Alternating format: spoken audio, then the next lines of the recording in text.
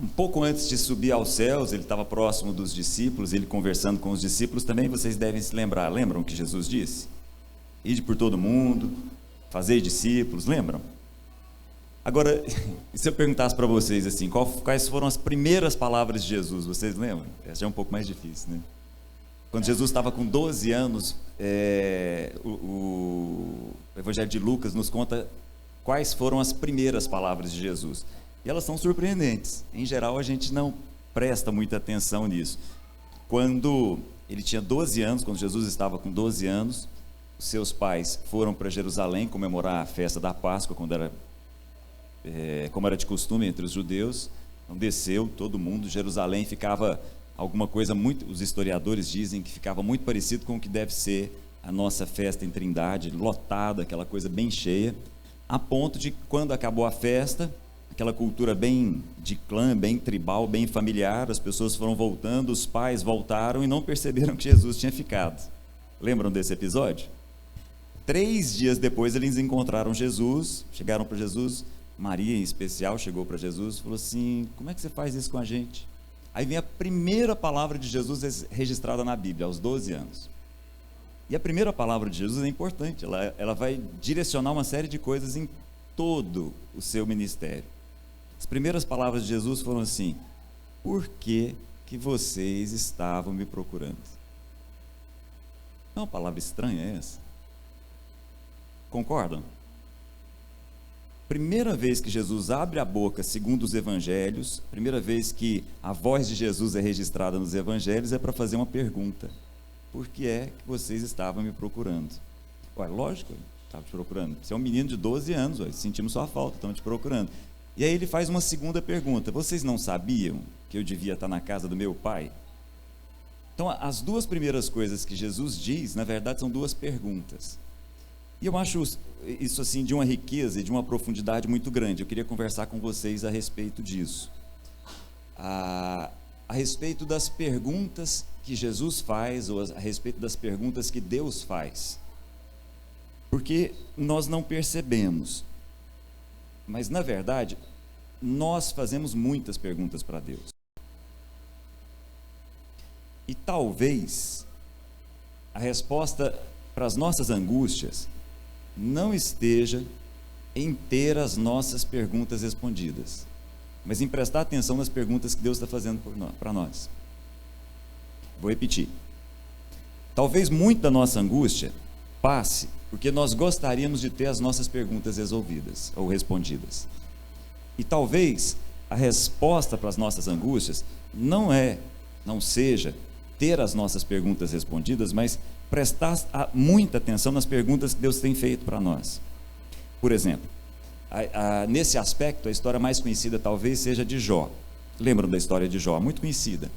Durante 37 capítulos, basicamente, Jó está fazendo perguntas para Deus. Chega uma hora que Deus aparece, literalmente, para Jó. Fala assim: Jó, agora é o seguinte, eu vou te fazer algumas perguntas. Alguns dos estudiosos dizem que são 40 perguntas, outros dizem que são 70, não sei quantas são exatamente. O que eu sei é que são 2 capítulos de pergunta. Depois dá uma olhadinha em Jó, capítulo 38 e 39. E aí Deus fala: bom, eu vou te fazer algumas perguntas e você me responde. E é interessante que, ao final, Jó já não tinha mais perguntas para fazer para Deus. Não sei se vocês se lembram, acho que vale a pena a gente lembrar isso. Quando o homem viveu lá no Éden, aqueles primeiros dias, e toda aquela simbologia, não estou dizendo que o fato em si não tenha acontecido, mas há um símbolo atrás daquilo dali tudo. Quando o homem estava no jardim, e ele encontrou 2 árvores, uma que era a árvore da vida, a outra a árvore da morte. Uma tinha como fruto a vida, a outra tinha como fruto o conhecimento do bem e do mal. Ele optou por uma em detrimento da outra. Quando Deus aparece para Adão, ele aparece com uma pergunta: onde é que você está? Aí deixa eu perguntar para vocês: vocês acham que Deus não sabia onde Adão estava? Entenderam? Essa pergunta é para que Deus tivesse a resposta ou era para que Adão pensasse a respeito dela? E Deus continua: quem foi que te falou que você estava nu? Eu pergunto: será que Deus não sabia? Entenderam? Nós temos que prestar mais atenção nas perguntas que Deus está fazendo para nós do que nas perguntas que nós estamos fazendo para Deus. Porque é bem provável que muito da nossa angústia passe pelas perguntas de Deus e não as respostas que nós gostaríamos de ouvir dele. Entenderam? Ultimamente, a gente, no grupo que o Damon estava comentando, a gente vem conversando sobre Jeremias. Jeremias é um profeta denso, um profeta pesado. E no auge da maturidade dele, já um senhor, ele se coloca diante de Deus e diz assim: Senhor, eu sei que o Senhor é justo, mas é o seguinte, eu queria conversar com o Senhor sobre a sua justiça. Interessante, né? E aí Jeremias começa a fazer perguntas para Deus, do tipo: por que é que o ímpio prospera? Por que as pessoas más, pelo menos aos meus olhos, estão caminhando bem na vida? Começa a lançar perguntas. E aí Deus fala diretamente com Jeremias e fala uma pergunta: Jeremias, é o seguinte, você está com dificuldade de andar a pé. Como é que você vai fazer para competir com os que estão a cavalo? E para por aí. Vale a pena a gente pensar a respeito disso. Mas eu só estou introduzindo um assunto aqui, porque a gente vai lidar numa situação agora em que Jesus é literalmente bombardeado com uma série de perguntas, das mais variadas áreas, pelos mais variados tipos, aí no capítulo 21 e no capítulo 22. As respostas são bem conhecidas de todos nós. Eu só queria prestar atenção junto com vocês no que passa ao redor do texto. Eu só queria dar uma olhada junto com vocês na maneira como Jesus se porta diante das perguntas que são feitas aí para ele. Então, dá uma olhadinha, Mateus, capítulo 21, o contexto é muito conhecido de todos nós. Logo depois que Jesus entra em Jerusalém, já nos seus últimos dias de vida, Jesus extremamente conhecido, no auge do seu ministério, muito conhecido. As pessoas olharam para ele e viram realmente que Jesus podia ser aquele que todos estavam aguardando. Todo mundo parou, Jerusalém literalmente parou para receber Jesus, como eu disse, numa Páscoa, num dia de festa, cidade lotada, população enorme, judeus de toda a área ali em Jerusalém. E aí, aquela entrada que a gente costuma chamar de entrada triunfal, né? Quando Jesus entra, ramos são colocados no chão, capas são colocadas no chão para que Jesus entre. Muito bem, Jesus entra dentro daquele universo lá, e aí olha só no versículo 9, 21, 9. A multidão que ia diante dele e os que o seguiam gritavam: Hosana ao filho de Davi. Bom, isso para a nossa cultura talvez seja meio estranho, né? Hosana não é uma palavra que a gente usa muito, e filho de Davi é uma coisa muito estranha. No entanto, para a turma que estava lá, aquilo tinha muito significado. A questão que estava ali em jogo é o seguinte: será que aquele que Jeremias, que Isaías, que Moisés disse que viria, será que é esse? Será que esse é o ungido? O ungido é do hebraico Messias, do grego Cristo para nós. Será que esse daí não é o filho de Davi? Será que não é esse o rei que nós todos estávamos aguardando? Será que não é essa a pessoa? E aí Jesus entra, não fala absolutamente nada.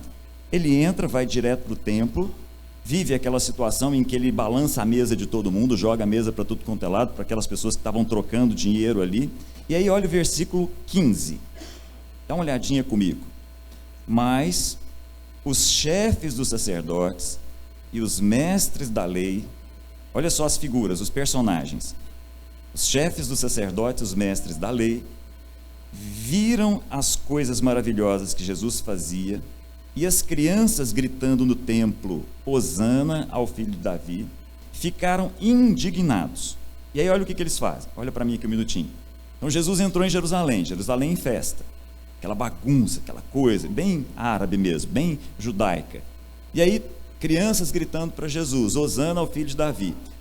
A elite intelectual, os mestres da lei e os chefes do sacerdote, olham aquilo dali e falam: mas o que é isso? Olha o versículo 16. Você, Jesus, você não está ouvindo o que as crianças estão dizendo? Então olha só, Jesus recebe uma pergunta, e olha o jeito que ele responde. Respondeu Jesus: sim. Vocês nunca leram? Dos lábios das crianças e dos recém-nascidos suscitaste o perfeito louvor? De que jeito que Jesus está respondendo? Uma pergunta, né?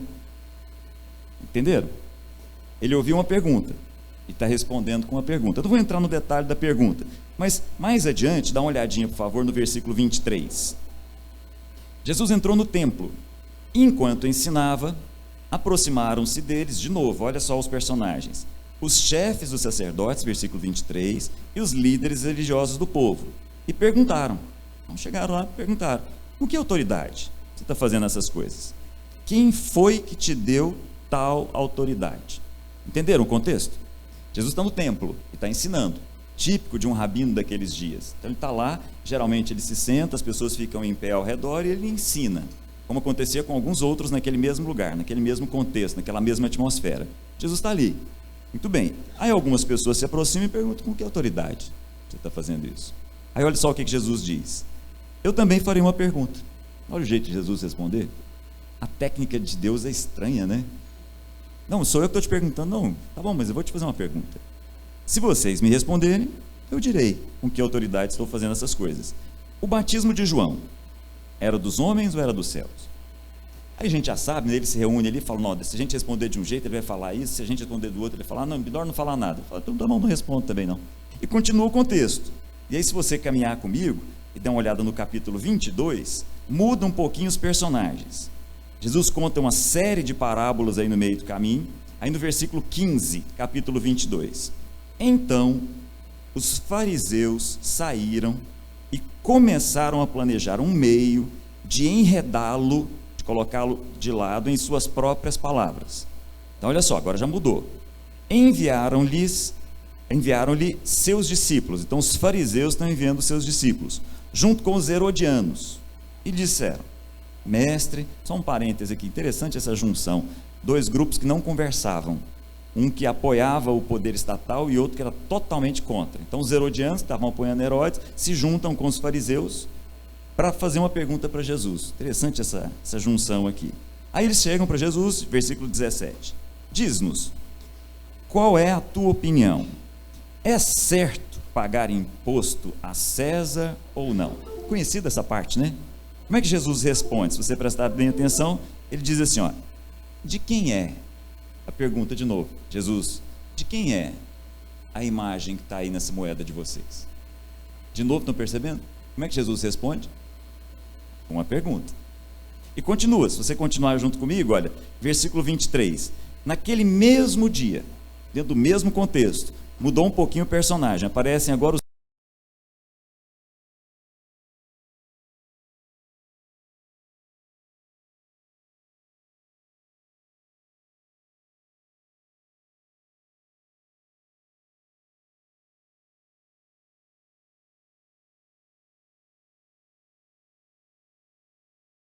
judeus, haviam aqueles que pensavam das mais diversas formas, dentro da mesma cultura. Inclusive, haviam aqueles que pensavam assim, não, a vida é o aqui e o agora. Não tem mais nada, não tem dia de amanhã, se eu morrer, acabou. São os saduceus. Aí os saduceus chegam para Jesus e perguntam, mestre, Moisés disse que se um homem morrer sem deixar filhos, seu irmão deverá casar-se com a viúva e assim por diante. Vamos falar com Jesus a respeito de uma lei daquela época, que era a lei do levirato. Então eles estão fazendo uma pergunta para Jesus. Minha questão aqui não é a resposta. A minha pergunta aqui, a minha questão aqui com vocês é o seguinte.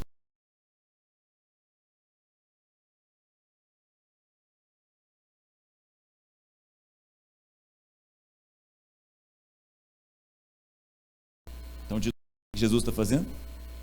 Uma pergunta. Que talvez seja mais importante para nós prestar atenção nas perguntas que Deus tem para nós do que ter as nossas perguntas respondidas. Entenderam? E aí, essa história, os fariseus em si começam a fazer perguntas para Jesus, mas nós vamos terminar aqui essa história, porque agora Jesus literalmente responde a todas as pessoas com perguntas, eles ficam sem falar absolutamente nada, aí agora é Jesus quem vai fazer uma pergunta. Dentro do mesmo contexto, as pessoas ali ao redor do templo, do santuário, e aí Jesus, versículo 41, eu preciso muito que você preste atenção agora, cheguei aqui aonde eu queria. Estando os fariseus reunidos, Jesus lhes perguntou. Então agora é Jesus quem pergunta. Depois de todos eles se reunirem, fazerem várias perguntas para Jesus, agora é Jesus quem faz uma pergunta. A pergunta que Jesus faz é a seguinte: o que vocês pensam?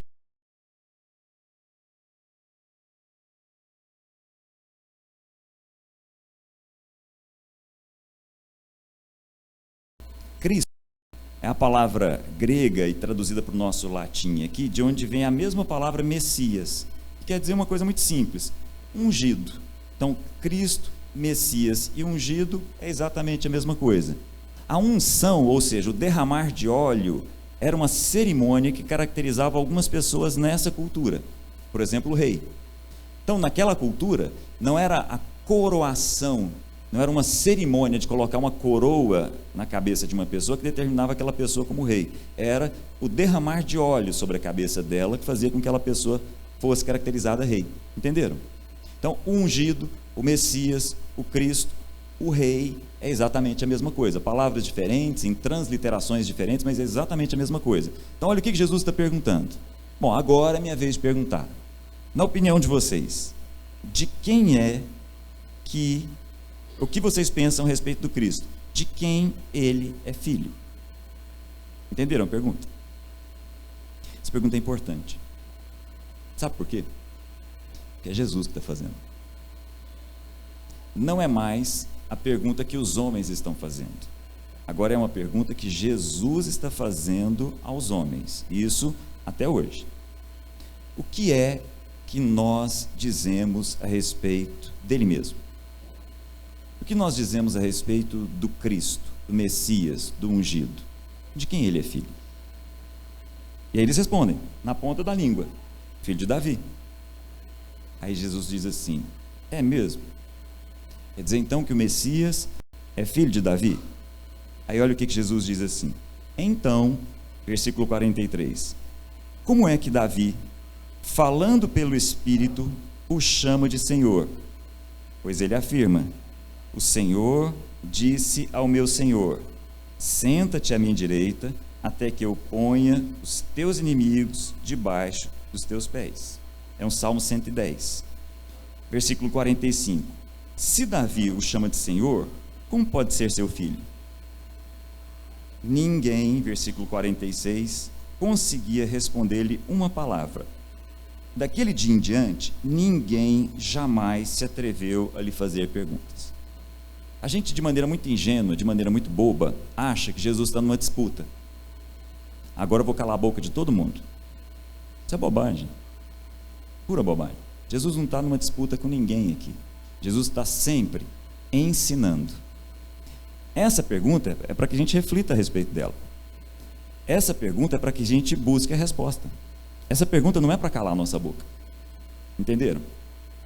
Jesus não está ali numa discussão para mostrar quem é mais inteligente. Essa é uma coisa nossa. Não é de Deus. Não é de Jesus. Não é do Filho. Não é do Pai. Isso é coisa de gente igual a gente. Gosta de ganhar uma discussão. Jesus não. A questão aqui não é uma batalha mental. Não é uma batalha de inteligências. Que é outra coisa. Aqui é uma pergunta séria, honesta e profunda. Esse salmo que Jesus cita, talvez você não saiba, é o texto do Antigo Testamento que mais aparece no Novo Testamento. Esse é um texto importante. E aí eu queria te fazer um convite. Vai lá comigo no Salmo 110. Dá uma olhadinha lá, um salmo pequenininho. Você vai perceber, junto comigo, que o que Jesus faz aqui é citar literalmente o próprio salmo. Só que eu quero ir mais adiante com vocês. É importante a gente entender Salmo 110, o que aqueles judeus estavam entendendo, o que aqueles judeus tinham pela frente. Nós temos uma certa dificuldade, até por causa da cultura. Acharam? Salmo 110? Salmo 110 diz assim, ó: Salmo de Davi. O Senhor disse ao meu Senhor: senta-te à minha direita, até que eu faça os teus inimigos um estrado para os seus pés. Igualzinho, não é? Concordam? Basicamente a mesma coisa. Deixa eu fazer uma pergunta para vocês. Quantos personagens nós temos aqui? Cuidado com a resposta. Eu vou repetir. Salmo de Davi. O Senhor disse ao meu Senhor: Na Bíblia de vocês aí, o primeiro Senhor está com letra maiúscula. Esse primeiro Senhor aí é Yahvé. Ok? Então vou repetir a minha pergunta. Quantos personagens tem aí? 3 personagens. Quais são? Davi, Yahvé, ou Senhor com letra maiúscula, e o Senhor. Concordam? Isso está tranquilo para vocês? Então olha só. Davi está dizendo que ele ouviu o próprio Deus falar para o Senhor dele. O Senhor dele, Senhor de Davi, não pode ser filho de Davi. Entenderam? É isso que Jesus estava querendo ensinar para aquelas pessoas lá. Tem 3 pessoas aqui. O Cristo, o Messias, aquele que é desde sempre, independe da linhagem de Davi. E aí, olha só, versículo 2. O Senhor, de novo com letra maiúscula, Yahvé, o próprio Deus, estenderá o cedro do seu poder desde Sião e dominará todos os seus inimigos. Quando convocares as suas tropas, o teu povo se apresentará voluntariamente, trajando vestes santas, desde o romper da alvorada, os teus jovens virão como orvalho. Muito bem. Só que agora bastante cuidado. O Senhor, de novo com letra maiúscula, né? Yahvé. O Senhor jurou e não se arrependerá. Tu és sacerdote para sempre, segundo a ordem de Melquisedeque. Gente, esse salmo é de uma riqueza, é de uma profundidade muito grande. E quando Jesus cita esse salmo e traz esse salmo à memória daquelas pessoas que estavam lá, Jesus sabia muito bem, todos eles sabiam aquele salmo de cor. Todos eles tinham aquele salmo de maneira muito clara na cabeça. Jesus está ali mexendo com a consciência de cada um deles. O que Jesus está dizendo é o seguinte: amigos, na nossa história existem 2 ungidos. Existe o ungido, que é o rei, mas existe um outro ungido, que é o sacerdote. Eu vou repetir. Aquela dinâmica daquela cultura, que é bem diferente da nossa, tinha lá entre os filhos de Israel, entre os filhos de Jacó, várias tribos. Na verdade, 12 tribos. Não tinha lá a tribo de Simeão, a tribo de Ruben, a tribo de Benjamim. Por acaso, inclusive, Paulo é da tribo de Benjamim, Saul é da tribo de Benjamim, Sansão é da tribo de Dan, e assim por diante, várias tribos. Mas haviam 2 tribos especiais. A tribo de Judá, de onde vinha a linhagem de Davi, e a tribo de Levi, de onde vem a linhagem dos sacerdotes. Tanto o sacerdote quanto o rei eram ungidos. E aqui eu queria chamar a atenção. A cruz representa vários cruzamentos. A cruz é muito forte, é um símbolo tremendo. E o que Jesus vai viver a partir de agora aqui são os momentos finais da sua vida, e daqui ele vai para a cruz. E na cruz, várias coisas se cruzam. Várias. Por exemplo, o vertical com o horizontal. Isso por si só já nos permitiria conversar bastante. Na cruz, a gente tem um cruzamento interessante entre a loucura e a insensatez, junto com a sabedoria de Deus. Porque, deixa eu perguntar uma coisa para vocês. Deus ensanguentado na cruz é loucura ou é sabedoria? Entenderam? Isso é a cruz. O cruzamento entre a sabedoria dos homens e a sabedoria de Deus, ou a loucura dos homens e a loucura de Deus. Mas eu queria falar de um outro cruzamento aqui. Na cruz nós temos o cruzamento entre os 2 ungidos. Nunca na história de Israel havia essa junção. Em toda a história de Israel, rei é rei, sacerdote é sacerdote. Os 2 receberam óleo sobre a cabeça, assim como Arão recebe o óleo sobre a sua cabeça, que desce sobre a sua barba. Tem um salmo que nos fala a respeito disso. Então existem ungidos do ponto de vista de uma dinastia real, e existe o ungido do ponto de vista de uma dinastia, vamos colocar assim, levítica. A cruz junta os 2. A cruz junta aquilo que os nossos olhos não estão entendendo, mas a cabeça dessa turma está sendo mexida. Todos eles estão aqui pensando, todos eles estão em parafuso. Espera aí, a gente está aqui o tempo inteiro pensando no ungido como rei, e esse ungido também é sacerdote. O que Jesus vem mostrar é exatamente isso.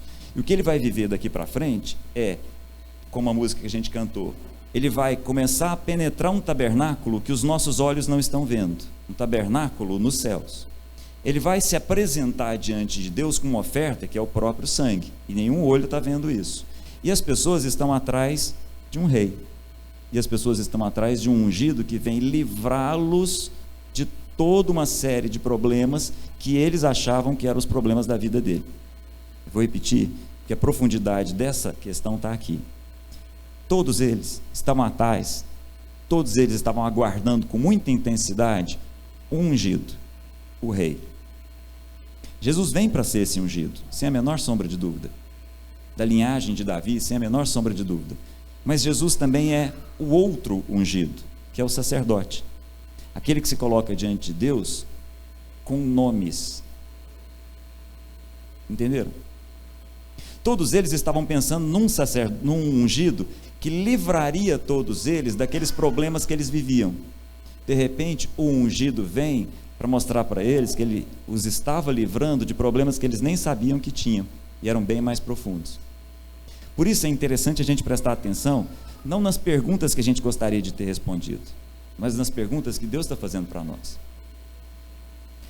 Talvez valha muito prestar atenção em quais são as perguntas que Deus está fazendo para cada um de nós, ao invés de ter as respostas que nós gostaríamos de ter para as nossas perguntas.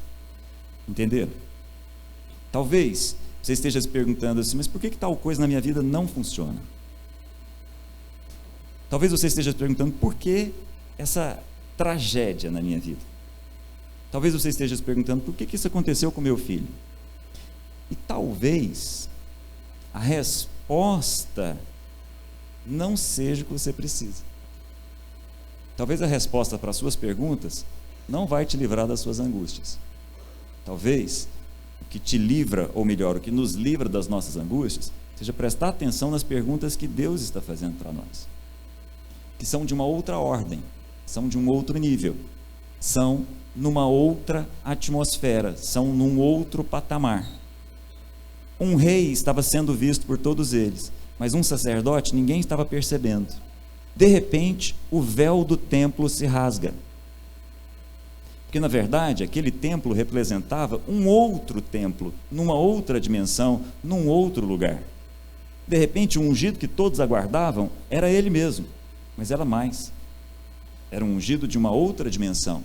Afinal de contas, era um ungido rei, que segura cedro, mas era também um ungido sacerdote, que penetra o santo dos santos e nos dá acesso ao coração de Deus e nos coloca dentro de uma atmosfera que vai além de tudo aquilo que nós um dia pensamos ou imaginamos. Esses somos nós. Desde há muito tempo, todos nós somos caracterizados, e eu sempre tive muita dificuldade em entender isso, como um reino de sacerdotes. Já ouviram essa expressão? Sempre tive muita dificuldade de entender, como assim? Ou é sacerdote ou é rei? Ou sacerdócio real, como assim sacerdócio real? Se é para ser sacerdote, é sacerdote, se é para ser rei, é rei. Mas esses somos nós. Nós juntamos as duas realidades, todos nós aqui. Juntamos as realidades de quem busca trazer o reino de Deus para cá, mas também lidamos com a realidade invisível de quem se coloca como sacerdote diante de Deus e diante dos homens. Esses somos nós. Nós fazemos esse cruzamento, o cruzamento entre o que os olhos veem e o que os olhos não veem. Esses somos nós, sacerdócio real. Entenderam? Presta bem atenção nas perguntas que Deus está te fazendo, que é bem provável que as suas angústias vão ficar bem diferentes se você prestar atenção nas perguntas que Deus está te fazendo, ao invés de buscar as respostas para as perguntas que você está fazendo para Deus. Entenderam? Amém? Feche seus olhos, nosso tempo está em cima, está jóia. Vamos ter uma palavra de oração.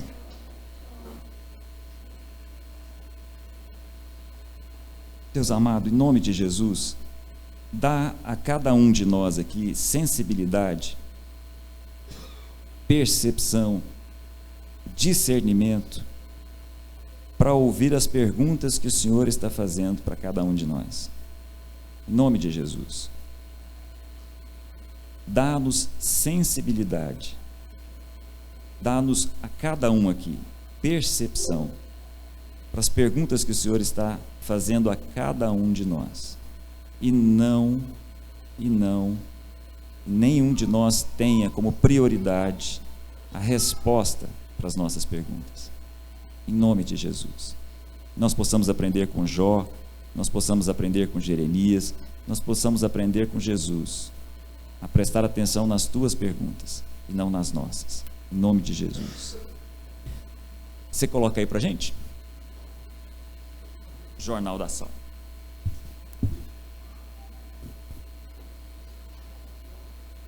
Bom dia, boa tarde, boa noite. Está no ar mais um Jornal da Sal.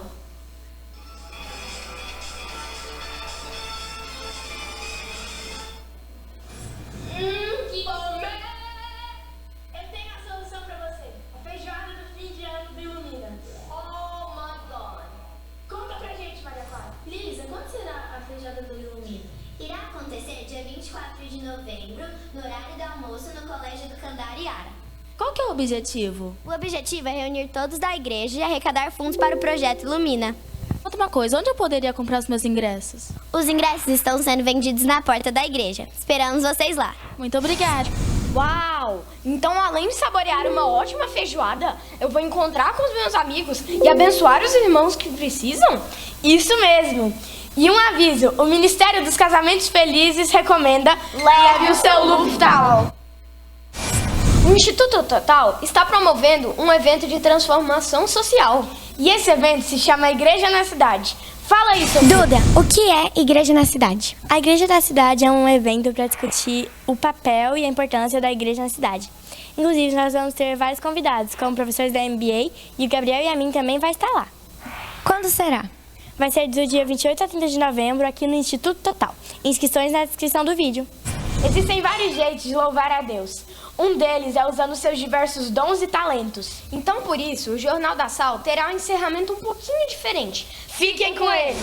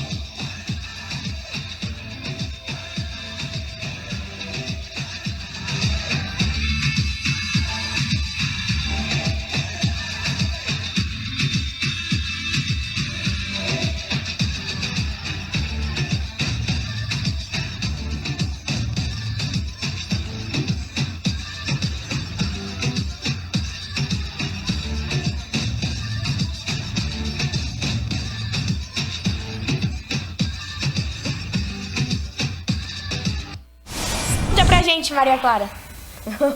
Era pra você falar o conta pra gente, Maria Clara. Final de ano do Ilum... De novo. Bom dia, boa tarde, boa noite. Está no ar mais um Jornal da Sal.